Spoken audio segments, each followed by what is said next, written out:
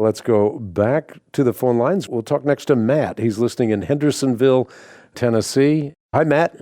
Hey, Hank. How you doing? I'm doing good. How are you? I'm doing all right. Thanks for asking. I first just wanted to say I wanted to thank God for allowing you to have this ministry on the radio and help so many people. I think it's a great thing. Oh, thank you.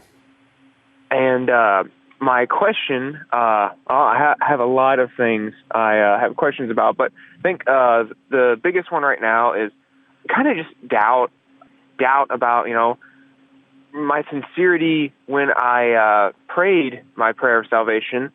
It's been a little while, so, now I'm starting to doubt. I figure that's kind of normal, but kind of doubt in general, I realize just doubt, like, there's just this nagging doubt that's been with me for several years now. Like, what if I'm wrong? How do I convince myself? How do I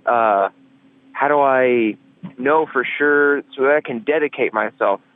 Because I think that's where most of my problems come from, is just that I haven't dedicated myself 100% to the Christian life, because I don't want to, I'm worried, I guess. I don't want to be wrong and dedicate myself to something that turns out to just be kind of empty.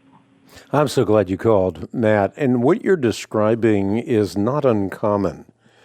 And that's why I say that answers to questions or apologetics is not only pre-evangelism. What I mean by that, it's not only God using your well-reasoned answer as a springboard or an opportunity for sharing the truth and the grace and the love that only comes through Jesus Christ, but it's also post-evangelism. And here's what I mean by that.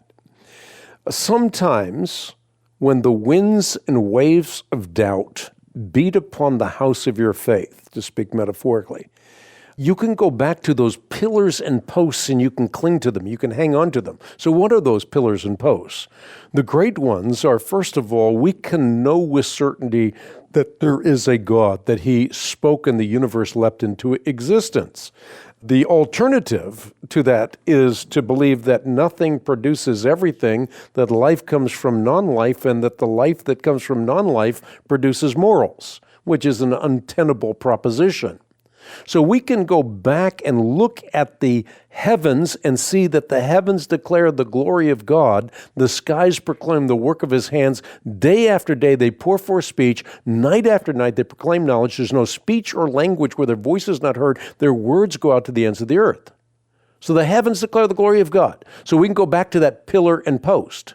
Secondly, we can go back to a pillar and post and cling to it, which is that God is not only the creator of the universe, who is ineffable, who is transcendent, but a God who is knowable through the graces and through the work and the person of Jesus Christ. So we can know that Christ invaded time and space. Why? Because the resurrection demonstrates that Jesus Christ is God. Many other things we could point to, but ultimately resurrection points to the fact that Jesus had the power to lay down His life, take it up again, and therefore demonstrate that He is God in human flesh. So Paul in 1 Corinthians chapter 15 gives us a four-part argument by which we can know with certainty that resurrection is not mythology, it is reality. And by the way, in my book, The Third Day, I lay this out in a very concise fashion. I go through the four-part argument that Paul makes. Christ died. His body was buried in the tomb of Joseph of Arimathea. He appeared and gave convincing proofs that He was alive, and the disciples were transformed as a result of His appearances in flesh, His post-resurrection appearances. So the resurrection is the second pillar that we can cling to, and then we can cling to the Bible as an authority that we can rely on. I have been studying the Bible since I became a believer in 1979, and it is always amazing that even when I run into what seems to be an apparent contradiction, a little study shows that there is a resolution. So we can know that the Bible is a reliable authority. I have 3 books that I wrote in this regard.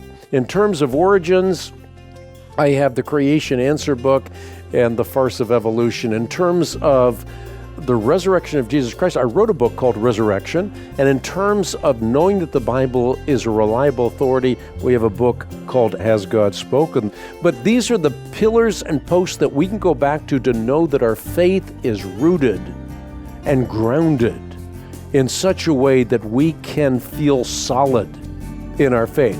To master those three alone, those pillars or posts, as it were, will go a great distance in helping you feel solidified in the faith once for all, delivered to the saints. Coming up to station break, sorry to leave it at that. We'll be right back with more of the Bible Answer Man broadcast in a moment.